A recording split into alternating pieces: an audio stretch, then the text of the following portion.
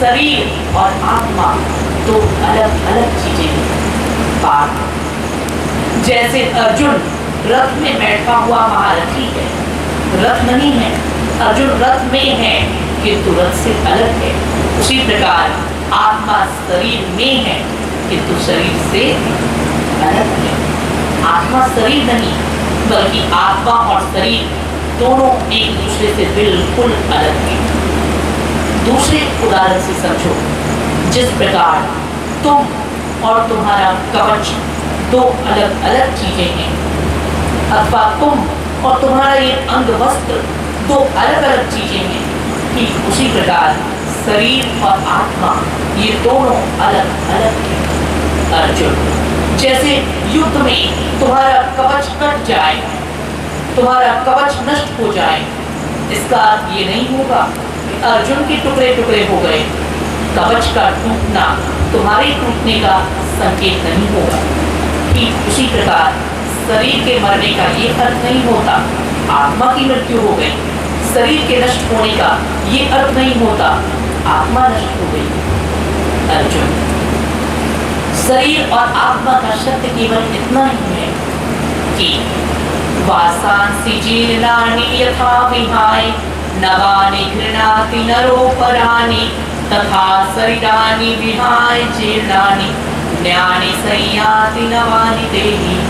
हे अर्जुन, जिस प्रकार मनुष्य पुराने वस्त्रों को त्याग कर दूसरे नए वस्त्रों को धारण करता है, ठीक उसी प्रकार जीवात्मा पुराने शरीरों को त्याग कर दूसरे नए शरीरों को प्राप्त करती है। जैसे पुराने वस्त्रों को त्यागने पर शोक नहीं होता बल्कि नए वस्त्र के आने की उमंग होती है, उत्साह होता है। ठीक उसी प्रकार ज्ञानी जन वो होते हैं जो किसी के शरीर के नष्ट होने का शोक नहीं करते। अर्जुन, शरीर तो केवल आत्मा का एक वस्त्र मात्र, हमारा वास्तविक परिचय हमारी आत्मा है। यदि तुम इस युद्ध में इन सब का वध भी कर दोगे तब भी केवल इनका शरीर नष्ट होगा। ये सब तो अमर हैं, इनकी मृत्यु तो कभी हो ही नहीं सकती। तो फिर शोक किसका, शोक काहे का?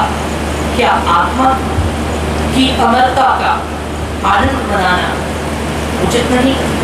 शरीर के नष्ट होने का शोक क्यों करना? शरीर तो केवल एक वस्त्र मात्र है, और जिस प्रकार पुराना वस्त्र या फटा हुआ वस्त्र त्यागे जाने के लिए ही होता है ताकि उनके स्थान पर नए वस्त्रों को धारण किया जाए, उसी प्रकार जिस शरीर का उद्देश्य संसार में पूर्ण हो जाता है उस शरीर का नष्ट होना अवश्य व्यापक होता है ताकि आत्मा की ये यात्रा आगे चल सके। हे अर्जुन, एक सामान्य उदाहरण से समझो, जीवन और मृत्यु दोनों आमने सामने के दो दरवाजे की भांति होता है। जन्म भी एक दरवाजा है और मृत्यु दूसरा दरवाजा है। शरीर का अस्तित्व जन्म के दरवाजे के इस पार नहीं है, अर्थात जन्म से पहले आत्मा अकेली होती है, शरीर उसके साथ नहीं रहता, और मृत्यु के बाद भी आत्मा अकेली होती है, शरीर उसके साथ नहीं जाता। अव्यक्तादीनि भूतानि व्यक्त मध्यानि भारत अव्यक्त निधनान्येव तत्र का परितेवना। हे अर्जुन, समस्त प्राणी जन्म से पहले बिना शरीर वाले और मरने के बाद भी बिना शरीर वाले होते हैं, अर्थात शरीर का अस्तित्व जन्म के इस पार भी नहीं है और मृत्यु के उस पार भी नहीं है। केवल बीच में कुछ समय के लिए व्यक्ति शरीर वाला सा प्रतीत होता है, लेकिन आत्मा सदैव है, जन्म से पहले भी है, जीवन काल में भी है और मृत्यु के बाद भी आत्मा का अस्तित्व है। अतः के बाद जो सदा है वो आत्मा है और जो सदा नहीं है वही शरीर है। इसलिए शरीर के नष्ट होने का शोक त्याग कर अपने कर्तव्य को पहचान और युद्ध के लिए खड़ा हो जाए। अर्जुन ने कहा, हे वासुदेव, मैं युद्ध के लिए खड़ा कैसे हो जाऊं? मेरा मन अब भी इन बातों को मानने के लिए तैयार नहीं है।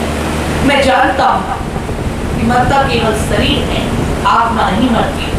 आपने जो ज्ञान दिया है वो भी उत्तम है, लेकिन मेरा प्रश्न ये है, क्या मैं केवल एक शरीर को पितामह कहता हूँ? क्या मैं केवल एक आत्मा को पितामह कहता हूँ? क्या मेरे रिश्ते केवल एक आत्मा के साथ? क्या मैं आत्मा की गोद में घुस जाया करता था? क्या हाथ देने के, आशीर्वाद देने के लिए आत्मा का हाथ उठता था? नहीं वासुदेव, नहीं। जिन शरीरों की बात मैं कर रहा हूँ, मेरा संबंध तो उस शरीरों के साथ है, और मैं मानता हूँ लोग मर जाते हैं, लेकिन रिश्ता तो अमर होता है।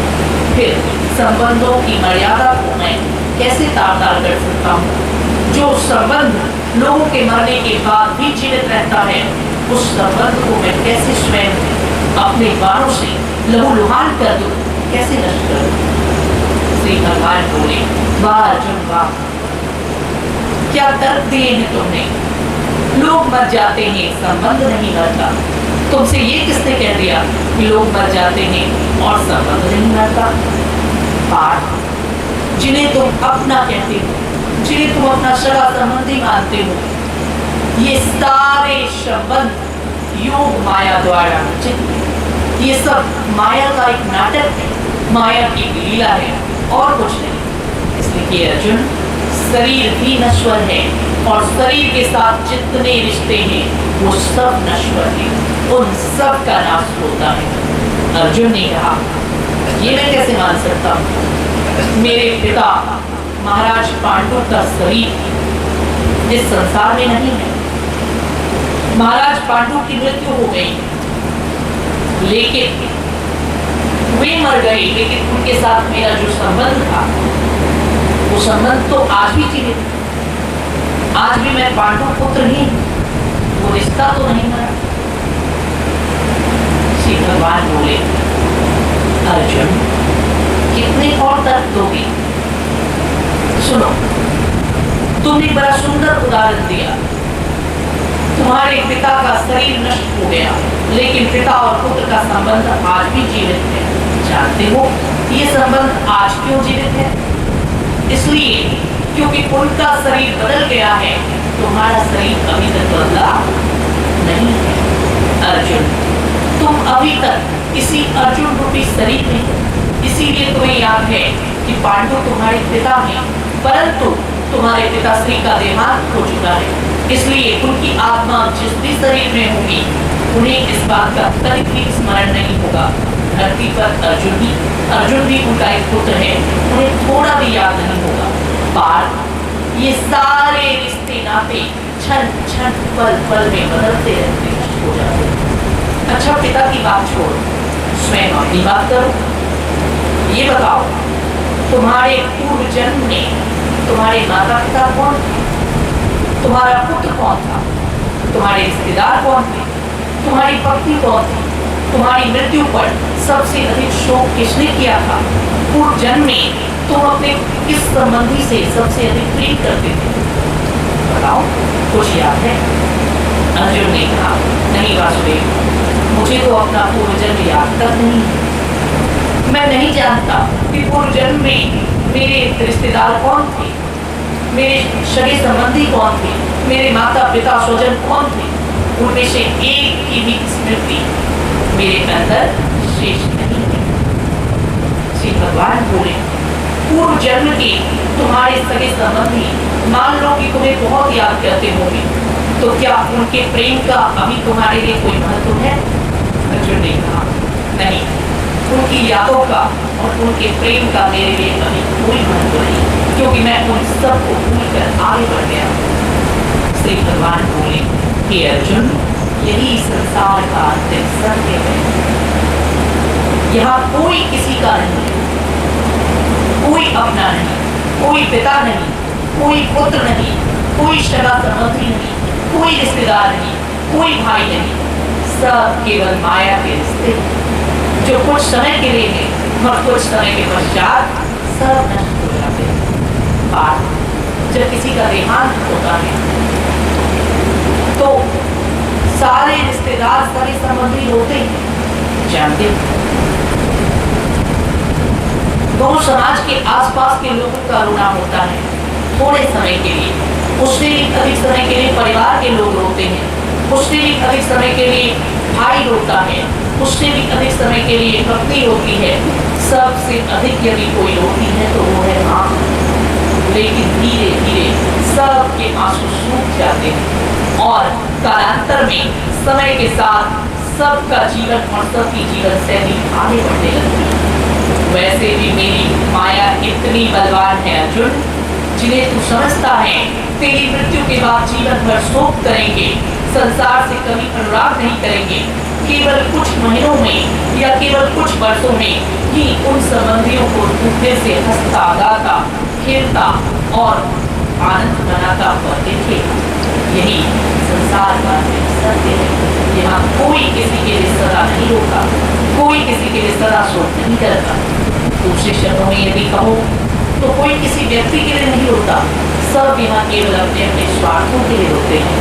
ये बात इसीलिए इस संसार को मृत्यु लोक कहते हैं, क्योंकि यहाँ उत्पन्न होने वाला प्रत्येक प्राणी, चाहे वो मनुष्य हो, चाहे वो पशु हो, चाहे वो पक्षी हो, चाहे वो कीट पतंग हो, सबकी मृत्यु अनिवार्य होती है। जातस्य हि ध्रुवो मृत्यु ध्रुवं जन्म मृत्युश्च तस्मात् परिहार्यर्थे न त्वं शोचितुमर्हसि। हे अर्जुन, जातस्य हि ध्रुवो मृत्यु, जो जन्म लेता है उसकी मृत्यु ध्रुव है। ध्रुव अर्थात अटल, उसको कोई टाल नहीं सकता। और मरने वाला फिर जन्म भी लेगा, ये सिद्धांत भी अटल है। जन्मने वाला मरेगा, इस विधान को भी कोई नहीं बदल सकता, और मरने वाला फिर नए शरीर में जाएगा, इस विधान को भी कोई बदल नहीं सकता। ये अटल सिद्धांत है बात। इसीलिए इस अटल सिद्धांत को समझो और क्रोध, काम, लोभ, मोह, माया, करुणा, इन सब की भावनाओं से ऊपर उठकर अपने कर्तव्य का पालन करो, क्योंकि इस धर्मयुक्त युद्ध को करना ही तुम्हारा मानव धर्म भी है और तुम्हारा क्षत्रिय कर्तव्य भी। हे अर्जुन, यो एनं वेत्ति हन्तारं यश्चैनं मन्यते हतं तथापि त्वं महाबाहो नैवं शोचितुमर्हसि। हे अर्जुन, यदि तू इस आत्मा को सदा जन्मने वाला और सदा मरने वाला मानता है, तब भी तुझे शोक नहीं करना चाहिए, क्योंकि यदि तू इस आत्मा को मरने वाला समझता है या इसे मरा मानता है, तो इस सिद्धांत के अनुसार भी मैंने कहा है मरने वाले का पुनर्जन्म होता है। अर्थात यदि इस आत्मा को तू अविनाशी नहीं मानता, तो तू इस सिद्धांत को मानकर चल कि जो आज मरेंगे वो फिर से नया जन्म लेंगे, अर्थात सदा सदा के लिए संसार को छोड़कर नहीं जाएंगे। अतः इस सिद्धांत के अनुसार भी तुझे किसी के लिए शोक नहीं करना चाहिए। यही शाश्वत ज्ञान है। अर्जुन, जिस दिन तुम आत्मा को पहचान लोगे और जिस दिन तुम आत्मज्ञानी बन जाओगे, उस दिन तुम माया के समस्त बंधनों से ऊपर उठकर अपने कर्तव्य को पहचान पाओगे। पाठ, शरीर का अस्तित्व क्या है ये समझो। अर्जुन, ये मानव शरीर प्रकृति के 5 तत्वों और 3 गुणों से मिलकर बना होता है। जिस शरीर को तू अपना कह रहा है, ये शरीर 5 महाभूतों और 3 गुणों का मिश्रण है। पाठ, अग्नि, जल, वायु, आकाश और पृथ्वी, इन 5 महाभूतों और 3 गुणों शब्द, तम और रज, इन 3 गुणों से मिलकर ये शरीर बनता है, जिसे हम मानव शरीर कहते हैं। अर्जुन, 5 महाभूतों से बना हुआ ये शरीर जो जहां से आया है वहीं मिलना उसकी नियति होती है। शरीर 5 महाभूतों से आया है, अतः अंततः इन्हीं पंच महाभूतों में समा जाना, इन्हीं पंच महाभूतों में मिल जाना, यही शरीर की नियति है, यही शरीर का प्रारब्ध है।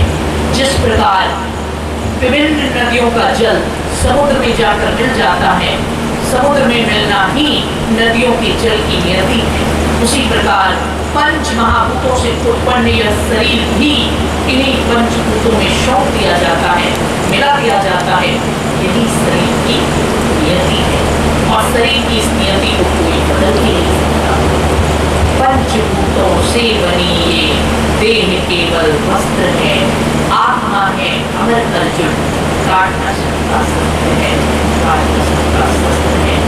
श्री भगवान बोले, ये अर्जुन, इसके अतिरिक्त 3 गुण होते हैं जिनसे यह मानव शरीर बना है। इसलिए त्रैगुण्य विषय वेदा निस्त्रैगुण्यो भवार्जुन, निर्द्वंदो नित्यसत्वस्थो निर्योगक्षेम आत्मवान।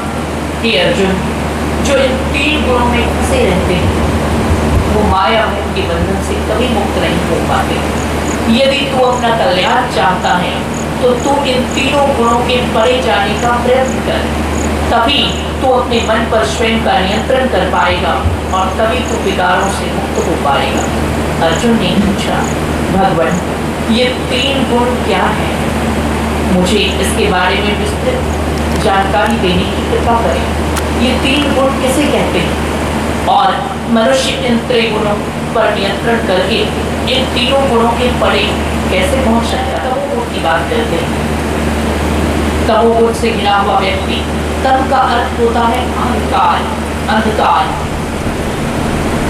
जहां प्रकाश का अस्तित्व नहीं होता, अर्थात जहां ज्ञान का अस्तित्व नहीं होता। तम का अर्थ होता है अंधकार, अंधकार का दूसरा अर्थ होता है अज्ञान।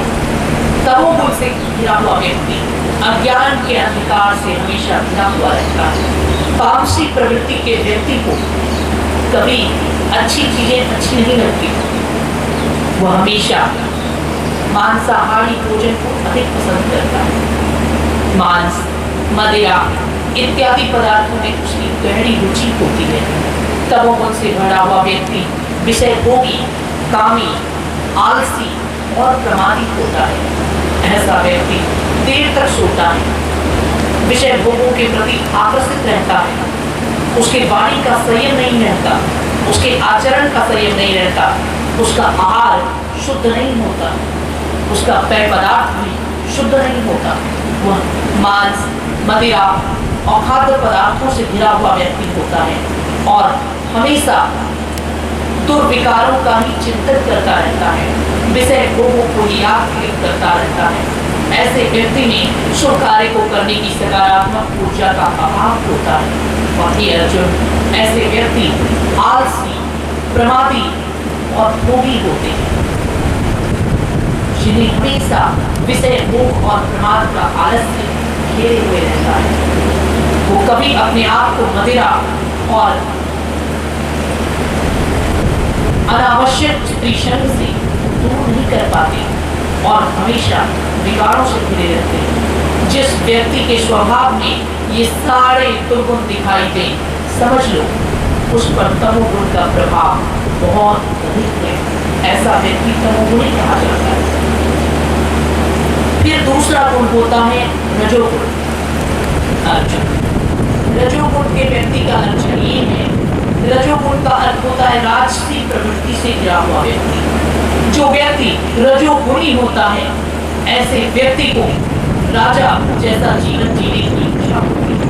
ऐसे व्यक्ति को ऐसा लगता है नौकर, चाकर, सेवक, सैनिक मेरे आगे पीछे चलते हैं, सभी लोग मेरी जय जयकार करें, सब मेरे आदेश का पालन करें। ऐसा व्यक्ति बड़े ठाट बाट से जीता है, अपने आप को श्रेष्ठ मानता है और स्वयं की श्रेष्ठता का दिखावा भी करता है। उसे लगता है सारी दुनिया उसकी जय जयकार करती रहे, जिसे सत्ता, संपत्ति, सिंहासन इत्यादि की लालसा हो और जो इनके पीछे ही सदा लगा रहे और जिसे अपनी जय जयकार प्रिय हो, जिसे स्वयं के सामने सबको झुकाने की प्रवृत्ति जिसमें हो और जिसे ऐसा लगे सभी झुककर मुझे नमन करते रहे, सभी मुझे राजा की तरह आदर देते रहे, ऐसी भावना रखने वाले व्यक्ति को रजोगुणी कहते हैं। तमोगुणी और रजोगुणी। अब भगवान श्री कृष्ण कहते हैं, हे अर्जुन, तीसरा और सबसे उत्तम गुण होता है सत्य। यही सबसे महान गुण है जिसे सतोगुण कहते हैं। सतोगुणी व्यक्ति शाकाहारी भोजन करता है, शुद्धता और पवित्रता के साथ जीता है, जीवन में नियम, संयम और धर्म का पालन करता है।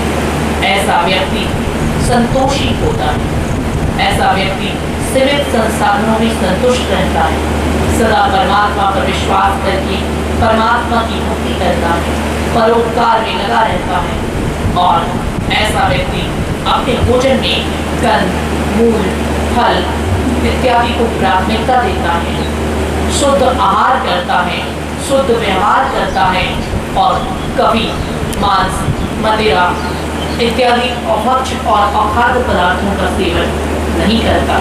हे अर्जुन, जिस व्यक्ति में ये सारे गुण अधिक मात्रा में हो, जिसकी प्रवृत्ति ऐसी हो, समझ लो उस पर शत्रुगुण का प्रभाव अधिक है।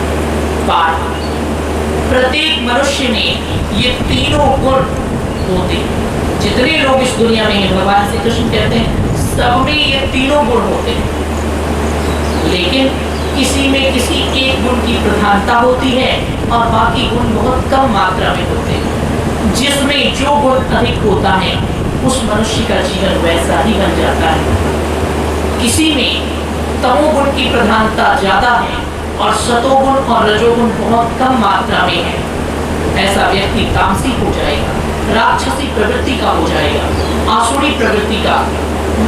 कई लोगों को आप लोग समाज में कहते ना कि अरे ये इंसान क्या, ये तो जानवर है, ये तो दानव जैसा जीवन जी रहा। क्यों? समझिए, उसमें तमोगुण अधिक है और रजोगुण और सतोगुण बहुत कम है, इसीलिए उसे जीवन जीने का ढंग पता नहीं। किसी व्यक्ति में रजोगुण अधिक है और तमोगुण और सतोगुण कम है, ऐसे व्यक्ति को आप देखते होंगे, उसे बड़े बंगले का, बड़ी गाड़ियों का, नौकर चाकरों का, सत्ता का शौक लगा रहता है, अपने आप को श्रेष्ठ से श्रेष्ठ सिद्ध करना चाहता है और वैभवशाली जीवन जीना चाहता है और उसी के प्रयास में लगा रहता है। जिस व्यक्ति के बड़े बड़े शौक हों और उसी शौक को पूरा करने में लगा रहे, समझिए ऐसे व्यक्ति के जीवन में रजोगुण की प्रधानता अधिक है और तमोगुण और सतोगुण कम है।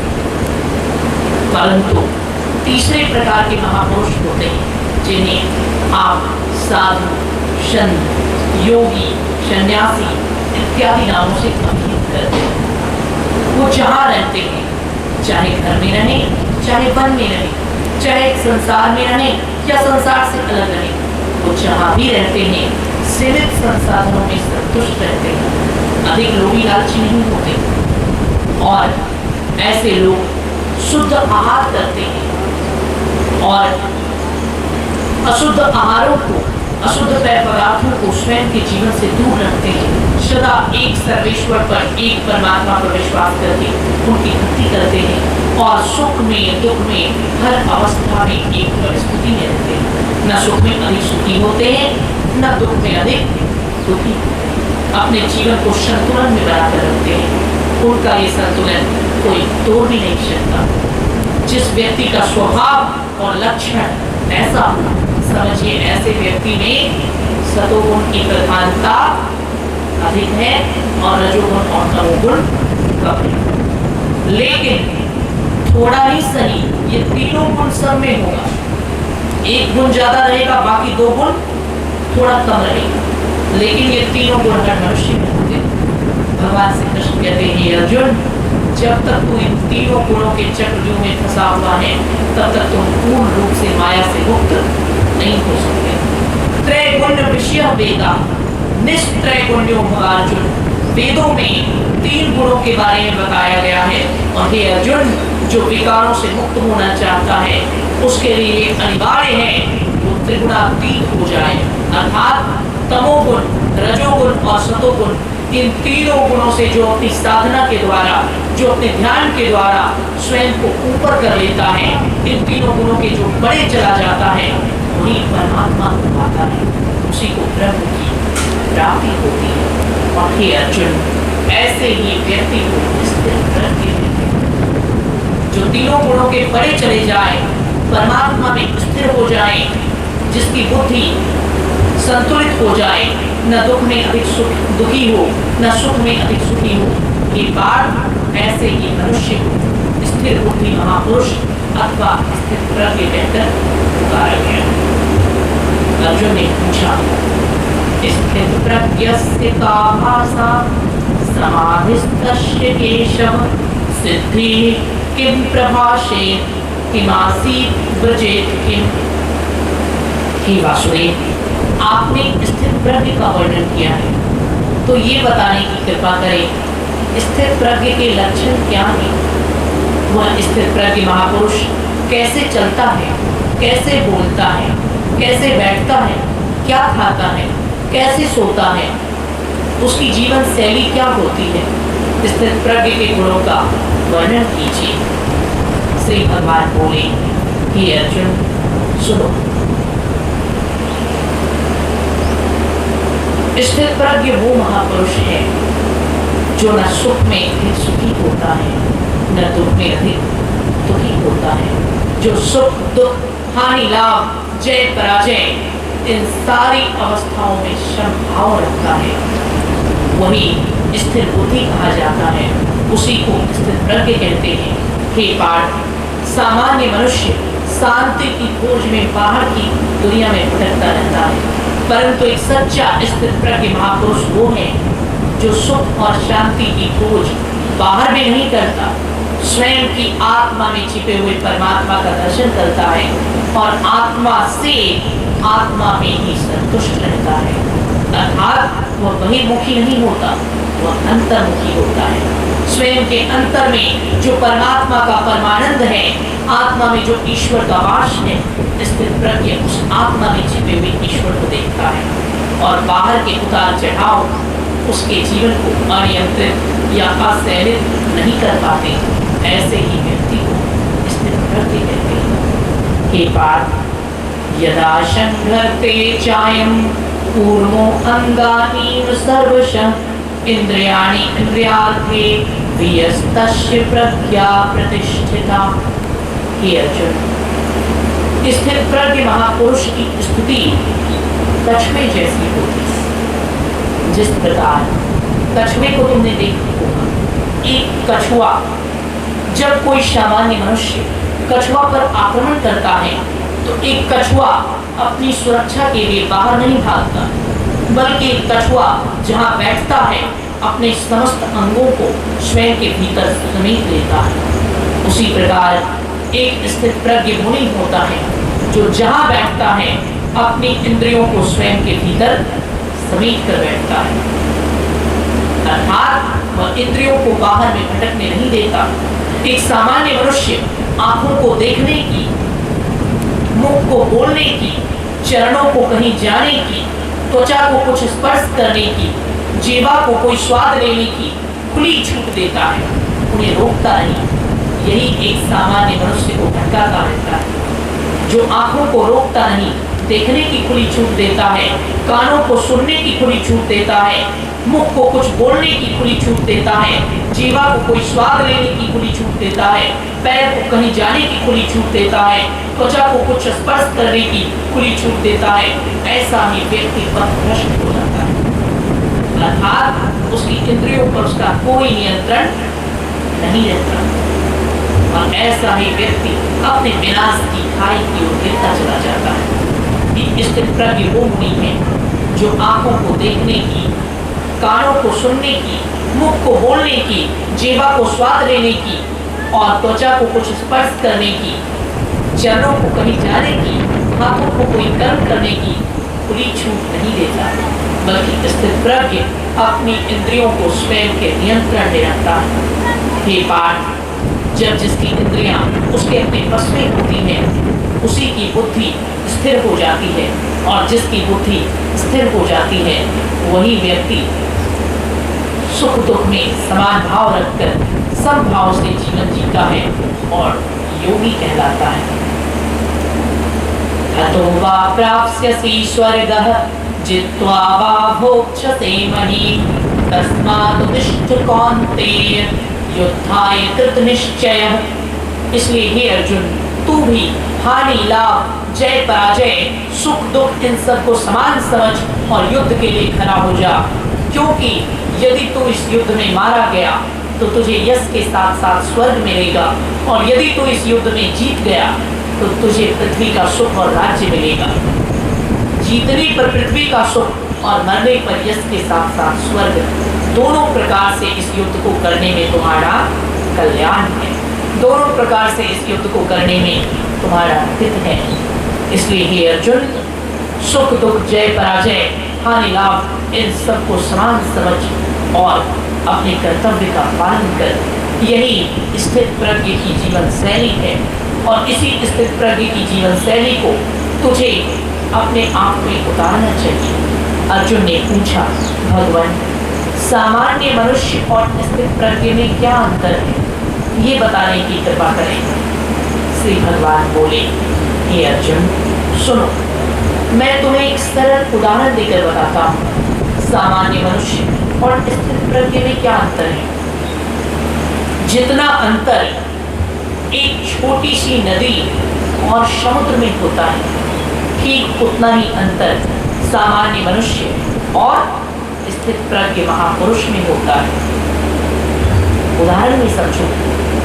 हे पार्थ, सामान्य नदी का गुण क्या है। सामान्य नदियां, छोटी नदियां कभी सूख जाती हैं तो कभी उनका जल स्तर बहुत अधिक हो जाता है, कभी पानी बहुत ज्यादा हो जाता है तो कभी पानी बहुत कम हो जाता है। यही स्थिति सामान्य मनुष्य की है। जब उसके जीवन में सुख आता है तो वह व्यक्ति बहुत अधिक सुखी हो जाता है, सुख से नाचने लगता है, झूमने लगता है, गाने लगता है, घमंडी और अहंकारी बन जाता है, अपने आप को सबसे भाग्यवान समझने लगता है। समझो कि सुख की नदी में बाढ़ आ गई, नियंत्रण में नहीं रहता, और जैसे ही दुख रूपी ताप आता है और सुख का जल सूख जाता है तो सामान्य मनुष्य छाती पीटने लगता है, रोने लगता है, चिल्लाने लगता है, पछताने लगता है, ईश्वर को ही दोषी मानने लगता है, आस्तिक से नास्तिक होने लगता है। हे अर्जुन, जैसे सामान्य नदियों का जल कभी बहुत अधिक हो जाता है और कभी बिल्कुल सूख जाता है, वैसे ही सामान्य मनुष्य कभी बहुत ज्यादा हंसने लगता है तो कभी बिल्कुल ही हंसना छोड़कर छाती पीट पीट कर रोने लगता है। अर्थात ऐसे मनुष्य के न तो सुख पर उसका नियंत्रण है और न ही दुख पर उसका नियंत्रण है। ऐसा व्यक्ति न सुख को बचा सकता है और न ही दुख को सहन कर सकता है। जो न सुख पर नियंत्रण कर सके और न दुख पर नियंत्रण कर सके, ऐसे व्यक्ति का भ्रष्ट होकर छिन्न भिन्न होना निश्चित है, उसे कोई नहीं टाल सकता। लेकिन हे अर्जुन, दूसरी तरफ स्थित प्रज्ञ महापुरुष का उदाहरण है। सारी नदियों का जल समुद्र में जाकर समा जाता है, लेकिन समुद्र सदैव अपनी मर्यादा में रहता है। समुद्र कभी अपनी मर्यादा का उल्लंघन नहीं करता। समुद्र का जल एक जैसा रहता है, ना अधिक होता है और ना कम होता है, न कभी सूखता है और न कभी बढ़ता है, न घटता है न बढ़ता है। इसी प्रकार जो स्थित प्रज्ञ महापुरुष या संत होते हैं, उनके जीवन की स्थिति ऐसी ही होती है। बड़े से बड़ा दुख उनके जीवन में आ जाए फिर भी वो कभी संयम नहीं होते, और बड़े से बड़ा सुख उनके जीवन में आ जाए फिर भी वो कभी नियंत्रण नहीं होते। सुख में नियंत्रित और दुख में संयमित बने रहते हैं। अर्थात चाहे सुख हो या दुख, दोनों का समान भाव में स्वागत करते हैं। ऐसे स्थित प्रज्ञ महापुरुष दुख को ईश्वर की इच्छा समझकर स्वीकार करते हैं और सुख को ईश्वर की कृपा समझकर स्वीकार करते हैं। हे अर्जुन, जीवन में यदि दुख आए उसे ईश्वर की इच्छा समझो और स्वीकार करो, और जीवन में यदि सुख आए उसे ईश्वर की कृपा समझो और स्वीकार करो। जो सुख को ईश्वर की कृपा और दुख को ईश्वर की इच्छा मानता है और दोनों को समान रूप से स्वीकार करता है, दोनों में से किसी भी अवस्था में अपनी समानता को, अपने नियंत्रण को खोने नहीं देता, न अधिक सुख का प्रदर्शन करता है और न अधिक दुख का प्रदर्शन करता है, उसकी स्थिति समुद्र की भांति होती है। जैसे समुद्र न कभी सूखता है और न कभी बढ़ता है, ऐसी ही स्थिति ऐसे महापुरुष की होती है और उनका नियंत्रण, उनका ये संयम कोई तोड़ नहीं सकता। हे अर्जुन, ऐसे नियंत्रित और ऐसे संयमित व्यक्ति को ही स्थिर प्रज्ञ कहते हैं। तू भी स्थिर प्रज्ञ बनने का प्रयत्न कर, तू भी स्थिर बुद्धि वाला होने का प्रयत्न कर, जिससे तेरा पूर्ण कल्याण होगा। ये बात सामान्य मनुष्य को भूख लगी तो उसे भोजन चाहिए।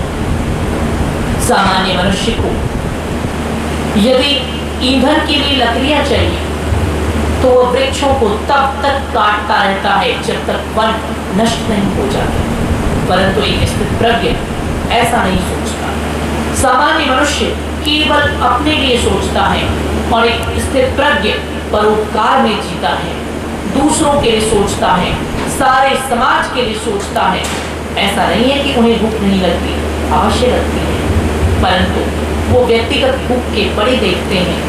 ऐसा नहीं है उनकी व्यक्तिगत आवश्यकता नहीं होती, अवश्य होती है, परंतु वो केवल अपनी आवश्यकता के विषय में नहीं सोचते, वो बहुजन हिताय और बहुजन सुखाय की नीति पर चलते हैं। सबका हित और सबका सुख ऐसा मानकर चलते हैं। उन्हें दूसरों को सुख देकर सुख मिलता है, उन्हें स्थिर प्रज्ञ कहते हैं। और जिन्हें अपने विरोधियों, अपने बैरियों और अपने प्रतिद्वंदियों को दुख देकर दुख मिलता है, दुख देकर सुख मिलता है, ऐसे व्यक्ति को सामान्य मानव कहा जाता है। इसलिए हे अर्जुन, तू भी स्थिर प्रज्ञ बनने का प्रयत्न कर और कर्म करता हुआ सन्यासी बन, कर्म करता हुआ ही योगी हो जा।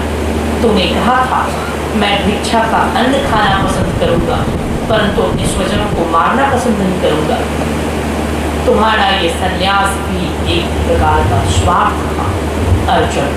सन्यास कभी अपने कर्तव्य से भागने का नाम नहीं है। इसलिए मैं तुझसे कहता हूँ कि तू कर्म भी कर और सन्यासी भी बन। जो कर्म करता हुआ सारे कर्मों से अपने आप को ऊपर रखता है, अर्थात कर्म तो करता है लेकिन कर्म फल में आसक्ति नहीं रखता, वही सच्चा योगी है, वही सच्चा सन्यासी है। हे अर्जुन, ये बात सदैव याद रखो, जिसे न दुख की वर्षा भिगा सकती है, न सुख की अग्नि जला सकती है, अर्थात जो सुख और दुख दोनों ही भाव में अपने आप को समान रखते हैं, उन्हीं को समत्व भाव युक्त महापुरुष कहते हैं। और सुख दुखे समे कृत्वा समत्वम योग उच्यते।